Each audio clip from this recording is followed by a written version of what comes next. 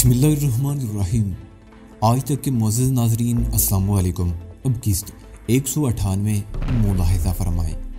मेरे दिमाग पर हथौड़े बरस रहे थे। मैगना और बिमला का ख्याल आते ही मैं तड़प उठा। वो दोनों कहाँ हैं, किस साल में है? मैं अपनी तकलीफ की परवाह किए बगैर उठ गया और बेड से उतरना चाहता था कि दरवाज़ा खुला और 3 अफराद अंदर दाखिल हुए। उनमें एक तो वही नर्स थी जो कुछ देर पहले बाहर गई थी, एक डॉक्टर था और तीसरा आदमी आजम खान था। मुझे बेड से उतरते देखकर नर्स तेजी से आगे बढ़ी। अरे अरे कहाँ जा रहे हो, लेट जाओ, आराम से लेट जाओ। वो मुझे बाहों से पकड़कर लिटाने की कोशिश करने लगी। डॉक्टर और आजम खान भी करीब आ गए। डॉक्टर ने मेरे सीने पर हाथ रखकर मुझे लिटा दिया। आराम से लेट रहो, ज्यादा हरकत करोगे तो जख्म खुल जाएगा। वो कहाँ हैं, कैसी हैं वो दोनों, बिमला और मैगना? मैंने रुक रुक कर कहा। वो दोनों बिल्कुल ठीक हैं, तुम परेशान मत हो, आराम से लेटे रहो। ये बात डॉक्टर की बजाय आजम खान ने कही थी। उसने आगे बढ़कर मेरा हाथ अपने हाथ में ले लिया और मुझे आराम से लेटे रहने की तलकीन करने लगा। डॉक्टर ने कन्नकियों से आजम की तरफ देखा और मेरे जिस्म के मुख्तलिफ हिस्सों को टटोल टटोल कर पूछने लगा कि मुझे कहाँ तकलीफ है। मेरा तो पूरा जिस्म दुख रहा था, हर जोड़ जैसे हिल कर रह गया था। डॉक्टर मुझसे बातें कर रहा था, फिर उसने नर्स की तरफ देखते हुए नेपाली जबान में कुछ कहा। नर्स फौरन ही बाहर निकल गई, लेकिन उसकी वापसी में 5 मिनट से ज्यादा नहीं लगे। उसके हाथ में सुरई थी जिसमें जर्द रंग का कोई स्याल भरा हुआ था। उसने मेरे बाजू में इंजेक्शन लगा दिया और खाली सुरंज बेड के नीचे पड़े हुए डस्टबिन में फेंक कर चार्ट में कुछ इंदराज करने लगी। डॉक्टर चला गया। आजम खान बेड के करीब खड़ा मुझसे बातें कर रहा था। उसने मेरा एक हाथ अब भी अपने हाथ में ले रखा था। मेरा सर भारी होने लगा, जिस्म ढीला पड़ गया। आजम खान की आवाज़ बहुत दूर से आती हुई महसूस हो रही थी और फिर मेरे दिमाग पर धुंध सी तारी होने लगी। दोबारा आंख खुली तो उस वक्त भी दिमाग पर बोझलपन था। आंखों के सामने धुंध सी फैली हुई थी जो बतदरीज कम होती चली गई और कुछ देर बाद मेरे आवाज़ काम करने लगे। मैंने आइज़की से गर्दन घुमाकर देखा, नर्स कुर्सी पर बैठी कोई किताब पढ़ रही थी और उससे जरा पीछे कोच पर आजम खान सो रहा था। मुझे हरकत करते देखकर नर्स उठकर खड़ी हो गई। उसने आजम खान को भी जगा दिया। आजम खान जल्दी से उठकर मेरे करीब पहुंच गया। कैसी तबीयत है, अब क्या महसूस कर रहे हो? वो मेरी तरफ देखते हुए बोला। बेहतर हूँ, मैंने नकात भरे लहजे में जवाब दिया। कंधे और सर में तकलीफ है, जिस्म का जोड़ जोड़ दुख रहा है। तुम्हें ठीक होने में कुछ वक्त लगेगा, नर्स ने मेरे ऊपर झुकते हुए कहा। तुम्हें आराम की जरूरत है, अगर जख्म खुल गया तो गड़बड़ हो जाएगी। वो दोनों ठीक हैं, तुम क्यों परेशान हो रहे हो? आजम खान ने मेरी बात काट दी। काफी या चाय पियोगे? काफी पीऊंगा, मैंने जवाब दिया। आजम खान ने नर्स को इशारा किया, वो कमरे से चली गई। आजम कुर्सी खींचकर मेरे करीब बैठ गया। तुम्हें बोलने में ज्यादा तकलीफ तो नहीं हो रही? उसने पूछा। नहीं, मुझे बोलने में कोई तकलीफ नहीं, मैंने कहा। पुलिस तुम्हारा बयान लेना चाहती है, लेकिन हमने फिलहाल उन्हें मना कर दिया है, आजम खान ने कहा। पुलिस वाले उस वक्त तक इस कमरे में कदम नहीं रखेंगे जब तक तुम बयान देने के काबिल नहीं हो जाओगे। लेकिन उससे पहले मैं ये जानना चाहूंगा कि ये सब कुछ कैसे हुआ? वो कौन लोग थे? देशमुख, उसके साथ 2 आदमी और थे, मैंने जवाब दिया। ओह, आजम के मुंह से गहरा सांस निकल गया। मैं समझा था शायद क्या। मैंने उलझी हुई नजरों से उसे देखा। तुम्हें याद है काठ गोदाम के होटल में मुझ पर कातलाना हमला हुआ था और तुमने मेरी जान बचाई थी, आजम ने कहा। दूसरा हमला उस वक्त हुआ था जब हम काठ गोदाम से तंगपुर की तरफ आ रहे थे। मैंने तुम्हें बताया था कि मैं एक अहम मिशन पर नेपाल आ रहा था और ये मिशन इंतहाई खुफिया रखा गया था, लेकिन दुश्मनों को पता चल गया। वो हर सूरत में मुझे नेपाल आने से रोकना चाहते थे, लेकिन कामयाब न हो सके।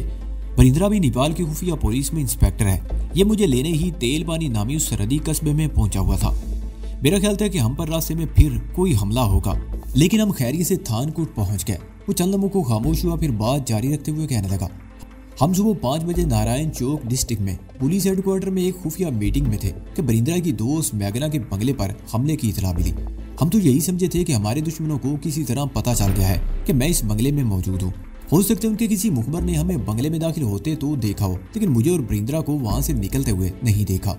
हम यही समझ रहे थे कि हमला दरअसल हम पर हुआ है, लेकिन तुमने एक और दिलचस्प इंकशाफ किया है। क्या वो वाकई देशमुख के आदमी थे? मेरा मतलब है तुम्हें कोई गलतफहमी तो नहीं हुई? देशमुख खुद उनके साथ था, इसलिए गलतफहमी का सवाल ही पैदा नहीं होता, मैंने जवाब दिया। लेकिन सवाल ये पैदा होता है कि उसे कैसे पता चला कि तुम लोग उस बंगले में मौजूद हो? वो तो खुद तुमसे बचने के लिए भागा फिर रहा था, आजम खान ने कहा। तानसीन में पंडित रघुनाथ ने हमें ब्लफ किया था, मैंने जवाब दिया। जब हम नारायण मंदिर में उन लोगों के बारे में पूछ रहे थे और पंडित रघुनाथ हमें उनके बारे में एक फर्जी कहानी सुना रहा था, तो देशमुख उसके साथ ही मंदिर के तय खाने में मौजूद थे। हम पंडित रघुनाथ के फ्रेम में आगे उनकी तलाश को तर्क कर दिया। सुबह देशमुख और उसके साथियों ने हमारा पीछा शुरू कर दिया और उन्हें हमारे इस ठिकाने का पता चल गया। उसका कोई आदमी शायद बंगले की निगरानी कर रहा था। आधी रात तक तो हम मैगना से बातें करते रहे थे और फिर सोने के लिए चले गए। मुझे मालूम नहीं कि मैं कितनी देर सोया हूँगा कि मैगना की चीख की आवाज़ सुनकर मेरी आंख खुल गई। मैं खामोश होकर गहरे गहरे सांस लेने लगा। आजम खान गहरी नजरों से मुझे देख रहा था। मैगना बुरी तरह घायल हो चुकी थी। मैंने मिलाकर कहना शुरू किया। बिमला भी जख्मी हो गई थी। मैंने किसी और कमरे से फायर की आवाज भी सुनी थी। मैं देशमुख पर तेजी से वार करना चाहता था कि मेरे सर पर जोरदार जरब लगी और उसके बाद मुझे होश नहीं रहा। लेकिन वो दोनों मैगना और बिमला कहाँ हैं? तुम लोग बताते क्यों नहीं? वो किस हाल में है? मैं तुमसे कोई बात नहीं छुपाऊंगा, आजम खान गहरा सांस लेते हुए बोला। तुम एक बाहिम्मत और दलेर आदमी हो। बात को उलझाने की कोशिश मत करो। मैंने उसकी बात काट दी। जल्दी बताओ वो दोनों कैसी हैं? आजम खान जिस अंदाज में बात कर रहा था उससे मेरे जहन में तरह तरह के खदशात जन्म लेने लगे थे और दिल की धड़कन तेज हो गई थी। मैगना अब इस दुनिया में नहीं रही, उसने गहरा सांस लेते हुए जवाब दिया। तुम खुद बता चुके हो कि वो शदीद जख्मी थी और बिमला। वो कहते कहते रुक गया। मेरा दिल उछलकर हल्क में आ गया। मैगना से मेरी मुलाकात अगरचे सिर्फ चंद घंटों की थी, लेकिन उसने जिस तरह हमें हाथों हाथ लिया था, जिस खुलूस और चाहत और अपनाइयत का मुजाहरा किया था, उससे मैं बेहद मुतासर हुआ था। उसकी मौत का सुनकर मेरे दिल पर एक गुंसा सा लगा और बिमला के बारे में वो कुछ कहते कहते रुक गया। कहो मिस्टर खान, मैंने आंखें बंद कर ली। मुझे अपनी आवाज भी किसी गहरे कुएं की तह से आती हुई महसूस हुई थी। मैंने जिंदगी में बहुत दुख उठाए हैं। मैंने बदतरीन हालात का मुकाबला किया है। मैंने बहुत कुछ सुना है और बहुत कुछ सुनने की हिम्मत रखता हूँ।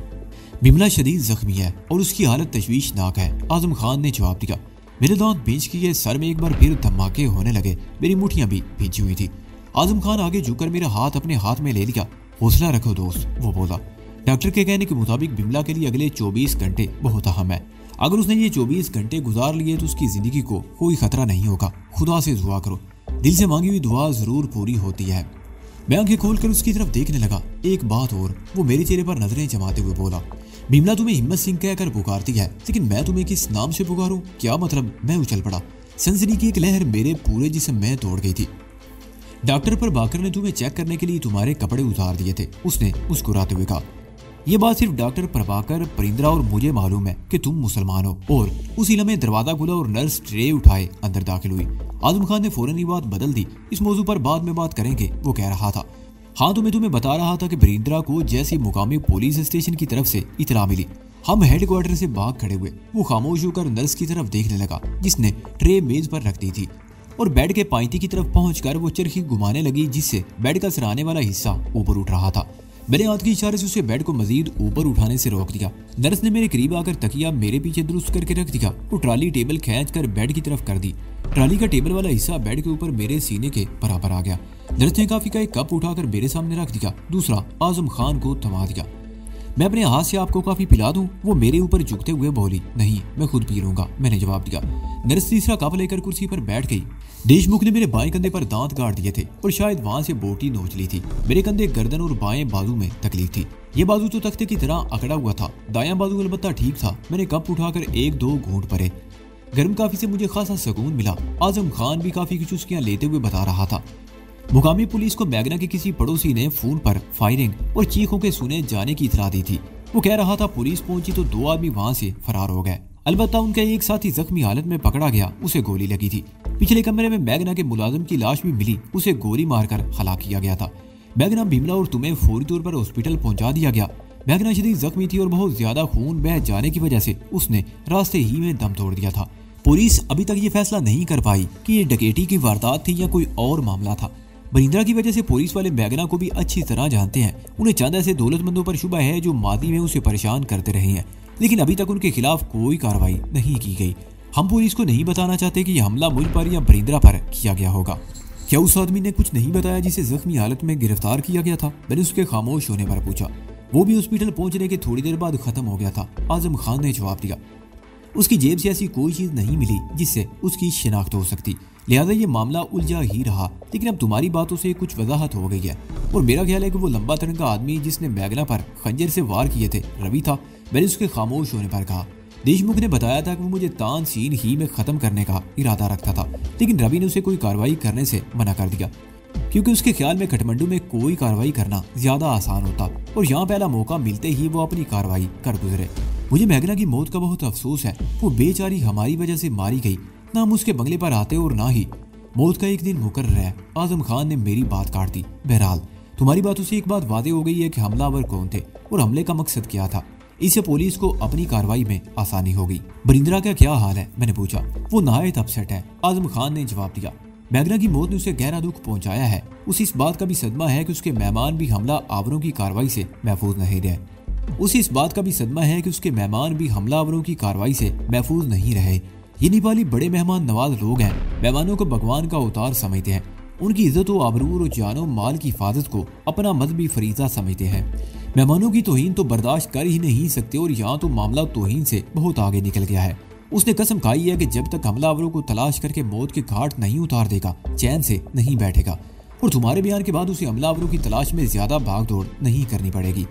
रवि को वो आसानी से तलाश कर लेगा। अभी हम बातें कर रहे थे कि कमरे का दरवाजा खुला और बरिंद्रा डॉक्टर पर बाकर के साथ अंदर दाखिल हुआ। नर्स जल्दी से उठकर खड़ी हो गई। उसने मेरे सामने से काफी का खाली कप उठा लिया। बरिंद्रा के हाथ में फूलों का गुलदस्ता था जिसके साथ गेट वेल सून का कार्ड भी लगा हुआ था। मुझे उसके हौसले की दाद देनी पड़ी। वो अपनी एक अजीज तरीन हस्ती का करिया कर्म करके आया था और मुझे फूलों का गुलदस्ता पेश कर रहा था। बरिंद्रा दूसरी कुर्सी घसीट कर मेरे करीब बैठ गया। डॉक्टर बेड के दूसरी तरफ आ गए और मेरे कंधे की पट्टी खोलने लगा। और तब ये दिलचस्प इंकिशाफ हुआ कि मुझे हॉस्पिटल में आए हुए आज तीसरा दिन था। जब मुझे यहाँ लाया गया था तो मैं बेहोश था। मुझे 18 घंटों बाद होश आया था और उसके थोड़ी देर बाद फिर बेहोश हो गया था और 6 घंटों बाद आंख खुली थी। और यही वो मौका था जब मैंने बेड पर से उतरकर कमरे से जाने की कोशिश की थी और उस वक्त मुझे डायज़ेपाम का इंजेक्शन लगा दिया गया था। कंधे की पट्टी खोलकर डॉक्टर ने जख्म का मुआयना किया। मैंने गर्दन के पट्टों और बाजुओं में खिंचाव की शिकायत की। डॉक्टर ने दवा वगैरह लगाकर नई ड्रेसिंग कर दी और सर की पट्टी खोलने लगा। मेरे सर पर 11 टांके लगे थे। डॉक्टर के कहने के मुताबिक मुझे कई रोज हॉस्पिटल में रहना था। मुझे ज्यादा बोलने से भी मना किया गया। बिमला भी इसी हॉस्पिटल के किसी और कमरे में थी। मैंने उससे मिलने की इजाजत चाही तो डॉक्टर ने मना कर दिया। आज नहीं, उसने कहा तुम कल शाम को उसे देख सकोगे। डॉक्टर के जाने की थोड़ी देर बाद नर्स भी बाहर चली गई और तब आजम खान बरिंद्रा को देशमुख के बारे में बताने लगा। ओह, उसने भी हैरत का इजहार किया कि ये सब कुछ पंडित रघुनाथ की वजह से हुआ है। अगर वो हमें देशमुख वगैरह के बारे में सच बता देता तो ये सूरत हाल ना होती। ये हिंदू पंडित नायत मक्कार होते हैं। मुझे पहले भी कई मरतबा ऐसा तजर्बा हो चुका है। अब मुझे अफसोस हो रहा है कि मैंने उसकी बात का यकीन क्यों कर लिया था। बहरहाल अब उसका बंदोबस्त भी करना पड़ेगा। वो चंद लम्हों को खामोश हुआ, फिर मेरी तरफ देखते हुए बोला, अगर तुम बेहतर महसूस कर रहे हो तो इंस्पेक्टर चंद्रभान को बुला लिया जाए। वो तुम्हारा बयान लेना चाहता है ताकि इस केस की बाकायदा तफ्तीश शुरू की जा सके। मैंने इस बात में सर हिला दी और उसके तकरीबन आधे घंटे बाद इंस्पेक्टर चंद्रभान मेरे कमरे में मौजूद था। मुझे एक बार फिर शुरू से इस वाक़े की तफसील दोहरानी पड़ी। इंस्पेक्टर चंद्रभान बीच में सवालात भी करता रहा। बयान में मेरा नाम हिम्मत सिंह ही लिखा गया और मैंने ये भी बता दिया कि देशमुख हिंदुस्तान से एक औरत को अगवा करके लाया है जिसे छुड़ाने के लिए मैं उसका पीछा कर रहा हूँ। मेरे बयान का ये हिस्सा ऑफ द रिकॉर्ड रखा गया था। मैंने मैगना को कत्ल करने वाले लंबे तिरंगे जिस आदमी का हुलिया बताया था वो रवि था, देशमुख का दोस्त जिसके पास वो हिंदुस्तान से भागकर पनाह लेने आया था। बरिंद्रा और आजम खान भी इंस्पेक्टर चंद्रभान के साथ ही चले गए। नर्स मेरे पास बैठी बातें करती रही। वो मुझे खटमंडू के बारे में बता रही थी और मैं पूरी दिलचस्पी से उसकी बातें सुन रहा था। नर्स की उम्र 24-25 साल रही होगी। उसका कद लंबा, रंगत किसी कदर सांवली, लेकिन चेहरे के नकूश और जिस्म की साख्त पुरकशिश थी। वो बुद्ध की पैरोकार थी। मैं 3 दिन से हॉस्पिटल में था और डॉक्टर के कहने के मुताबिक मेरा ज्यादा वक्त बेहोशी ही में गुजरा था। और इत्तेफाक से जब भी मैं होश में आया था मैंने मायामती नामी उस नर्स को देखा था। हालांकि रात को दूसरी नर्स ड्यूटी पर आ जाया करती थी, लेकिन मैंने उसे अभी तक नहीं देखा था। अगले रोज शाम को मुझे बिमला से मुलाकात की इजाजत दे दी गई। इस वक्त मायामती ही की ड्यूटी थी। वो मुझे व्हील चेयर पर बिठाकर कमरे से बाहर लाई तो दरवाजे के दाएं बाएं खड़े हुए 2 मुसल्ला कांस्टेबल भी हमारे पीछे चलने लगे। हॉस्पिटल की ये राहदारी काफी कुशादा और तवील थी। इसे देखकर अंदाजा लगाया जा सकता था कि हॉस्पिटल कितना बड़ा होगा। हम एक दूसरी राहदारी में आ गए जिसके इख्तिताम पर बहुत कुशादा लाबी थी। इस लाबी में हॉस्पिटल का इस्तकबालिया काउंटर भी था। बड़े सलीके से कुर्सियां और बेंच रखे हुए थे जिन पर लोग बैठे हुए थे। बड़े बड़े कंक्रीट के गमलों में पौधे लगे हुए थे। लाबी में एक तरफ ऊपर जाने के लिए कुशादा जीना था और उसके साथ ही 3 लिफ्टें थी। मायामती 1 नंबर लिफ्ट के सामने रुक गई। बटन दबाते ही दरवाजा खुल गया और वो व्हील चेयर को धकेलते हुए अंदर ले आई। दोनों पुलिस वाले भी अंदर आ गए। लिफ्ट बहुत कुशादा थी। ये लिफ्ट दरअसल व्हील चेयर और स्ट्रेचर पर मरीजों को ऊपर लाने ले जाने के लिए मखसूस थी, जबकि आम लोगों के इस्तेमाल के लिए दूसरी लिफ्टें थी। तीसरी मंजिल पर हम लिफ्ट से बाहर आ गए। कुशादा राहदारी में नर्सों और डॉक्टरों और कुछ दूसरे लोगों की आमदोरफ्त थी। चंद गज आगे बाईं तरफ की राहदारी के आखिरी दरवाजे के साथ 2 मुसल्ला कांस्टेबल खड़े थे। नर्स के इशारे पर एक कांस्टेबल ने दरवाजा खोल दिया और नर्स व्हील चेयर को धकेलते हुए अंदर आ गई। हमारे साथ आने वाले कांस्टेबल बाहर ही रुक गए थे। सामने बेड पर बिमला पड़ी थी। चेहरे के अलावा उसका पूरा जिस्म चादर से ढका हुआ था। उसकी आंखें बंद थी, चेहरा जर्द था। बेड के करीब एक नर्स कुर्सी पर बैठी हुई थी। हमें देखकर वो फौरन उठ गई। मायामती ने व्हील चेयर बेड के करीब कर दी। हट सुनकर बिमला ने आंखें खोल दी। मुझे देखकर उसके होंठों पर फीकी सी मुस्कुराहट आ गई। उसने हाथ चादर से निकालकर मेरी तरफ बढ़ा दिया। मैंने उसका हाथ थाम लिया। कैसे हो हिम्मत सिंह? उसके मुंह से एक कमजोर सी आवाज निकली। मैं कोई जवाब देने की बजाय उसके चेहरे को तकता रहा। उसकी आंखें भीग गई। बिमला को देखकर मुझे अंदाजा लगाने में दुश्वारी पेश नहीं आई कि उसकी हालत कैसी तशवीशनाक थी। मुझे सिर्फ 15 मिनट वहां रुकने दिया गया और फिर मायावती मेरी कुर्सी धकेलते हुए मुझे बाहर ले गई। उस रात मैंने दूसरी नर्स को पहली मर्तबा अपने कमरे में देखा। वो बोटे से कद की गोरी चिट्टी रंगत की मालिक दुबली पतली सी लड़की थी। वो भी बुधमत पैरोकार थी। उस रोज ना तो आदम आया और ना ही बरिंद्रा की सूरत दिखाई दी। अगले दिन भी उनमें से कोई नहीं आया। तीसरे रोज सुबह जबकि नर्स मायावती मुझे नाश्ता करवा रही थी, इंस्पेक्टर आजम खान दरवाजे में नमूदार हुआ। वो बहुत थका सा लग रहा था। आंखों में भी सुर्खी थी जैसे रात जाग कर गुजारी थी। नर्स ने फौरन ही उसे भी चाय बनाकर दे दी। उनका कुछ पता चला? मैंने सवालिया निगाहों से उसे देखा। पुलिस कार्रवाई कर रही है, आजम खान ने जवाब दिया। रवि तो शहरी में किसी जगह रोपोश है, लेकिन देशमुख के बारे में पता चला है कि वो बख्तारपुर की तरफ फरार हो गया है। पुलिस उनकी तलाश में है। बहुत जल्द उनका सुराग लगा लिया जाएगा। बख्तारपुर कहाँ है? मैंने पूछा। काठमांडू से चंद किलोमीटर आगे एक दूसरा शहर है, आजम खान ने कहा। तुम इत्मीनान रखो, वो लोग बचकर कहीं नहीं जाएंगे। इंस्पेक्टर चंद्रभान उनके पीछे लगा हुआ है। मैं और इंस्पेक्टर बरिंद्रा उस तरफ ज्यादा तवज्जो नहीं दे सके क्योंकि दूसरी तरफ हमारा खेल भी शुरू हो चुका है। मैं उसका मतलब समझ गया, लेकिन मैंने कुरीदने की जरूरत नहीं समझी। आजम खान तकरीबन 1 घंटे तक मेरे पास रहा और फिर रुखसत हो गया। 2 दिन और गुजर गए। इसी दौरान में बरिंद्रा सिर्फ एक मरतबा चंद मिनट के लिए आया था। उसे मालूम हुआ कि हमारे मामले में अभी कोई पेशरफ्त नहीं हो सकी क्योंकि वो अपने मामलात में उलझ कर रह गए थे और जाहिर है मैं उन पर दबाव नहीं डाल सकता था। उनकी ये मेहरबानी क्या कम थी कि यहाँ मुझे हर तरह का आराम और तहफ़्फ़ुज़ हासिल था। अगर आजम खान से मुलाकात ना होती तो शायद मेरे लिए नेपाल की सरहद पार करना भी मुश्किल हो जाता। नेपाल में आते आजम खान के तवज्जो से बरिंद्रा से मुलाकात हो गई और मैं उन बहुत सी मुश्किलों से बच गया जो बगैर कागजात के किसी मुल्क में दाखिल होने की सूरत में पेश आ सकती हैं। उससे अगले रोज नर्स मायावती ड्यूटी पर आई तो उसके चेहरे पर घबराहट और आंखों में वहशत टपक रही थी। मेरे पूछने पर उसने बताया कि शहर में हंगामे हो रहे हैं। इन हंगामों में 2 आदमी मारे गए और कई जख्मी हुए हैं, जिन्हें शहर के मुख्तलिफ हॉस्पिटलों में दाखिल करा दिया गया है। मायावती के कहने के मुताबिक ये हंगामे काठमांडू में भारतीय सफीर के उस बयान के बाद शुरू हुए थे जिसमें नेपाल के अवाम के खिलाफ तौहीन अमेज अल्फाज इस्तेमाल किए गए थे और अवाम एहतजाज के लिए सड़कों पर निकल आए हैं। उनका मुतालबा था कि भारतीय सफीर को फौरन मुल्क से निकाल दिया जाए। पुलिस की बारी नफरी ने भारतीय सिफारत खाने और सफीर की रिहायशगाह को घेरे में ले लिया था, लेकिन अवाम बिखरे हुए थे। उन्होंने सिफारत खाने की इमारत पर पथराव शुरू कर दिया। पुलिस ने हुजूम को मुंतशिर करने के लिए पहले लाठी चार्ज किया और फिर गोली चला दी, जिससे 2 आदमी मारे गए और इस तरह हंगामे पूरे शहर में फैल गए जिसमें कई आदमी जख्मी हुए हैं। हंगामे 2 दिन तक जारी रहे। नेपाल की हुकूमत ने भारतीय सफीर के मुतनाज़ बयान पर बाकायदा एहतजाज किया और सफीर को 24 घंटों के अंदर अंदर मुल्क छोड़ने का हुक्म भी दे दिया। लेकिन यहाँ भी हिंदू हुक्मरानों की ज़हनियत काम कर गई।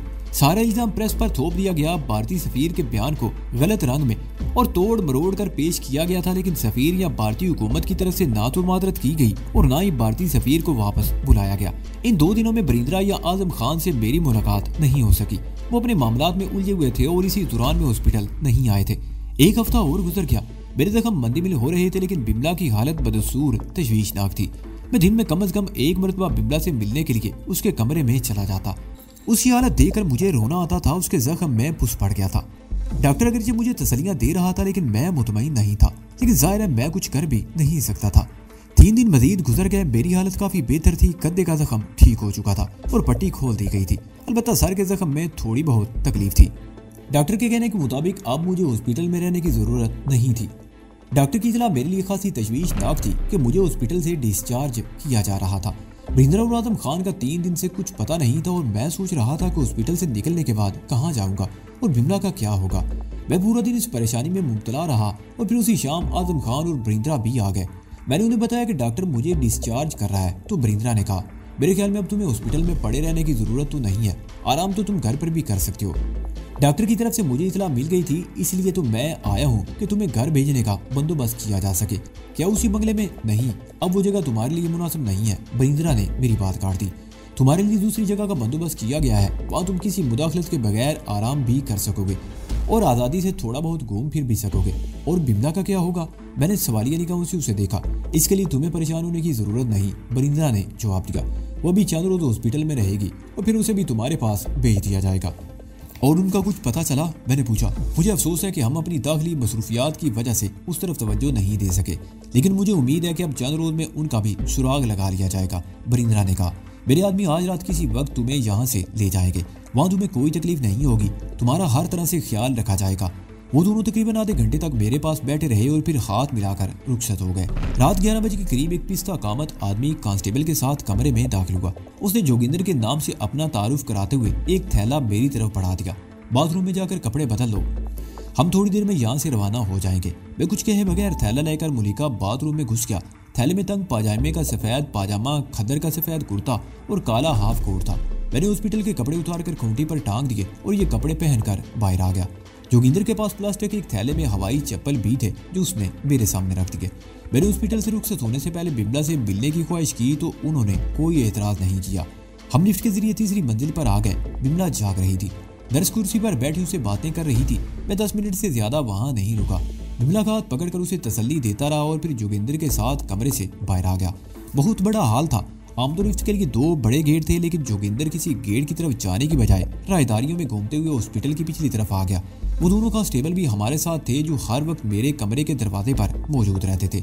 इस तरफ एक छोटा सा गेट था, उस गेट पर भी एक दरबान मौजूद था, लेकिन उसने हमारा रास्ता रोकने की कोशिश नहीं की। हम गेट से बाहर आ गए। इस तरफ तकरीबन 30 फुट चौड़ी सड़क थी जिसके दूसरी तरफ बहुत बड़ा पार्क था, लेकिन इस वक्त पार्क तारीकी में डूबा हुआ था और सड़क पर भी रोशनी का कोई मुनासिब इंतजाम नहीं था। बिजली के खंभे तो मौजूद थे, लेकिन बेशतर बल्ब या तो टूट चुके थे या फ्यूज हो गए थे। बाईं तरफ बहुत दूर किसी खंभे पर बल्ब टिमटिमाते हुए दिखाई दे रहा था। गेट से निकलते ही सड़क पर बाईं तरफ स्याह रंग की एक कार खड़ी थी। जोगिंदर ने आगे बढ़कर कार का पिछला दरवाजा खोल दिया।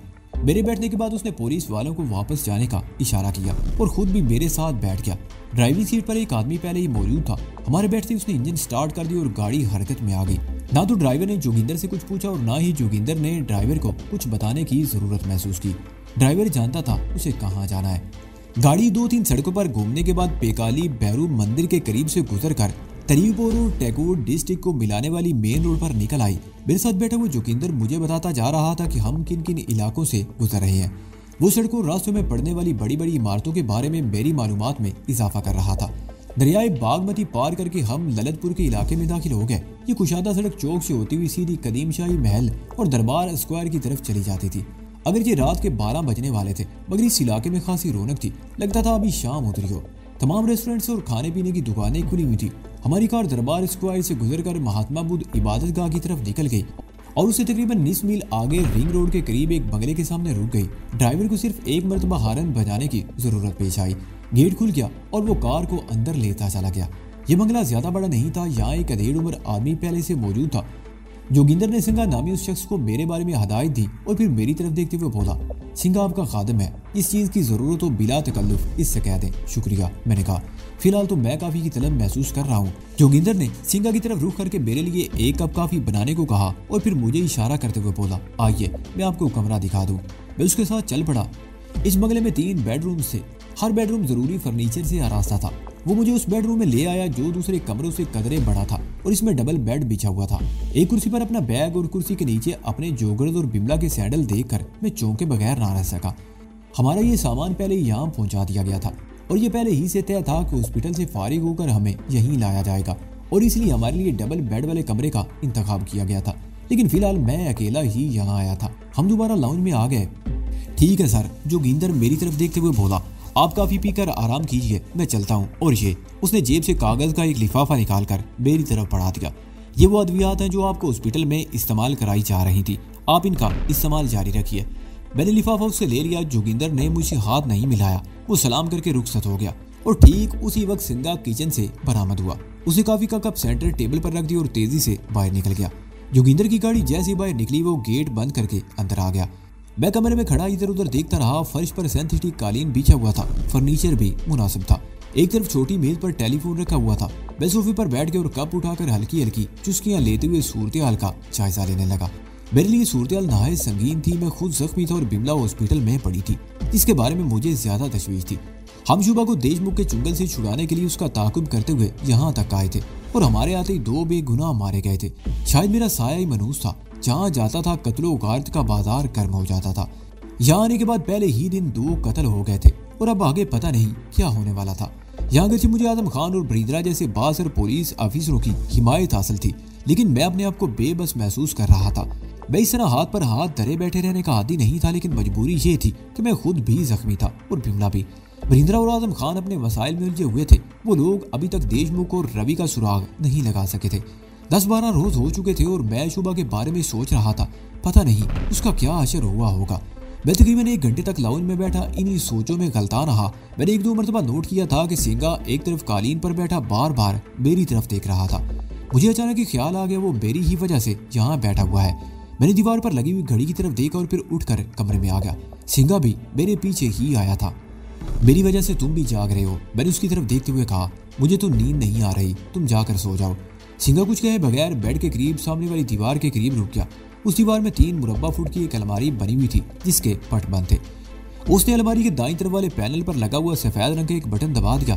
अलमारी के दोनों पट स्प्लिट विंडो की तरह इतराफ में सिमट गए।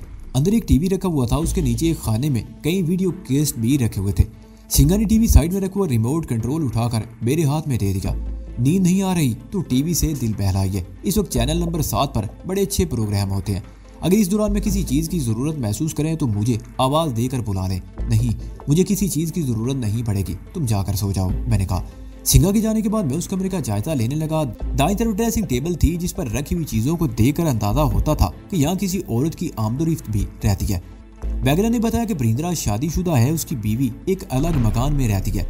हो सकता है उसी का घर और बरिंद्रा ने मेरी वजह से अपनी बीवी को चंद रोज के लिए कहीं और भेज दिया हो। मैंने कमरे का दरवाजा बंद करने की जरूरत महसूस नहीं की और बिस्तर पर लेट गया। ज़हन परेशानियों की आवाज का बना हुआ था तो नींद आने का सवाल कैसे पैदा होता। मैं कुछ देर तक कमरे में इधर उधर देखता रहा, फिर रिमोट कंट्रोल का बटन दबाकर टीवी ऑन कर दिया। इस कमरे की सेटिंग में कुछ बातों का खास तौर पर ख्याल रखा गया था। मिसाल तौर पर टीवी वाली अलमारी ऐसी जगह बनाई गई थी कि बेड पर लेटे लेटे आराम से टीवी देखा जा सकता था। मैंने तकिए का सहारा लेकर बेड की पूछ से टेक लगा ली और रिमोट कंट्रोल के बटन दबाने लगा। ज्यादातर भारतीय चैनल से मैं चंद मिनट एक चैनल का कोई प्रोग्राम देखता रहा और फिर दूसरा चैनल लगा दिया। चैनल साथ लगाते ही मेरा दिमाग बग से उठ गया। बहुत ही गंदा प्रोग्राम था। ये भी इंडिया का ही कोई चैनल था। मैं पहले भी किसी जगह बता चुका हूँ कि बेहयाई और बेगैरती में इंडिया वाले यूरोप और अमेरिका को भी पीछे छोड़ गए थे और ये चैनल भी इनकी बेगैरती की इक्कासी कर रहा था। मैंने टीवी बंद कर दी और सोचने लगा कि सिंगा ने मुझे ये दिलचस्प प्रोग्राम देखने का मशवरा क्यों दिया था। फिर खुद ही अपने सवाल का जवाब भी तलाश कर लिया। शायद उसने सोचा हो कि मुझ जैसा जवान और तनहा आदमी शायद इस किस्म की चीजों से दिल बहलाना पसंद करता हो। मैंने बेड स्विच ऑफ करके बत्ती बुझा दी और आंखें बंद करके सोने की कोशिश करने लगा। तीसरे दिन शाम के बाद नर्स मायावती मेरे सर की पट्टी तब्दील करने के लिए पहुंच गई। तुम्हें किसने यहाँ आने के लिए कहा था, मैंने पूछा। हम अपने मरीज का पीछा उस वक्त तक नहीं छोड़ते जब तक वो मुकम्मल तौर पर सेहतयाब ना हो जाए, मायावती ने मुस्कुराते हुए कहा। क्या तमाम मरीजों का इसी तरह पीछा किया जाता है, मैंने उसे घूरा। बिल्कुल नहीं, उसकी मुस्कुराहट गहरी हो गई। ये तो डिपेंड करता है। अच्छा आओ मेरे सामने बैठो, तुम्हारी ड्रेसिंग तब्दील कर दूं। मैं उसके सामने कुर्सी पर बैठ गया और वो मेरी पुश्त पर खड़े होकर पट्टी खोलने लगी। मेरा ख्याल अब ड्रेसिंग की जरूरत तो नहीं है। वो जख्म पर उंगली फेरते हुए बोली, जख्म तो ठीक हो गया है, अब सिर्फ एहतियात की जरूरत है। अगर ड्रेसिंग की जरूरत नहीं है तो रहने दो, मैंने सर के जख्म पर हाथ फेरते हुए कहा। अच्छा अब ये बताओ तुम्हारा आज शाम का क्या प्रोग्राम है, मैंने पूछा। मैं कई रोज तक हॉस्पिटल में रहा था और इसी दौरान मायावती से अच्छी खासी बेतकल्फी हो चुकी थी। मुझे ये भी मालूम हो चुका था कि वो खटमंडू से तकरीबन 100 किलोमीटर दूर और नीको हाईवे पर वाक़े सनकोसी बाजार नामी छोटे से कस्बे की रहने वाली है। खटमंडू में वो अकेली रहती थी या उसने एक फ्लैट किराए पर ले रखा था जिसमें उसके साथ एक और लड़की भी रहती थी जो किसी सरकारी ऑफिसर की सेक्रेटरी थी। क्या मतलब, मायावती ने मेरे चेहरे पर नजरें जमा दी। मतलब ये कि मैं बेजारी की हद तक बोर हो चुका हूँ, तन्हाई से घबराने लगा हूँ। मेरी ख्वाहिश है कि कम से कम आज की शाम तो मेरा साथ दो। हम दोनों किसी होटल में बैठकर खाना खाएंगे और उसके बाद उसने उलझी हुई नजरों से मुझे देखा। उसके बाद मैं तुम्हें तुम्हारे फ्लैट पर छोड़कर वापस आ जाऊंगा, मैंने कहा। ठीक है, वो गहरा सांस लेते हुए बोली।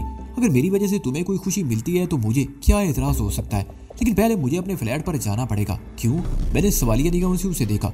कपड़े बदलने होंगे, इस लिबास में तुम्हें बिल्कुल अच्छी नहीं लग रही, उसने कहा। बिल्कुल अच्छी लग रही हो, बल्कि नहायत अच्छी लग रही हो, मैंने उसे ऊपर से नीचे तक देखते हुए कहा। वो शाम को ड्यूटी खत्म होने के बाद हॉस्पिटल से निकलने से पहले लिबास तब्दील कर लिया करती थी। इस वक्त भी उसने ग्रे कलर का स्कर्ट और सेलोलेस ब्लाउज पहन रखा था। स्कर्ट भी घुटनों से कुछ ऊपर था। तुम कहते हो तो ठीक है, वो कंधे उचका कर रह गई। तुम बैठो, मैं भी आता हूँ, सिर्फ चंद मिनट लगेंगे। मैं उसे हाल में छोड़कर कमरे में आ गया और दरवाजा बंद करके कपड़े तब्दील करने लगा। फिर जॉगर्स पहने और कमरे से बाहर आ गया। कमरे से निकलने से पहले मैं अपने बैग में से कुछ रकम लेना नहीं भूला था। इस वक्त शाम के 8 बजने वाले थे। मायावती के साथ मैंने सैर व तफरीह के लिए प्रोग्राम नहीं बनाया था। मैं अपने आप को बहुत बेहतर महसूस कर रहा था और पिछले 2 दिन से सोच रहा था कि अब मुझे भी अपने हाथों पैरों को हरकत देनी चाहिए। इन 2-3 दिनों में मैंने सिंगा से शहर के बारे में कुछ मालूमात हासिल कर ली थी।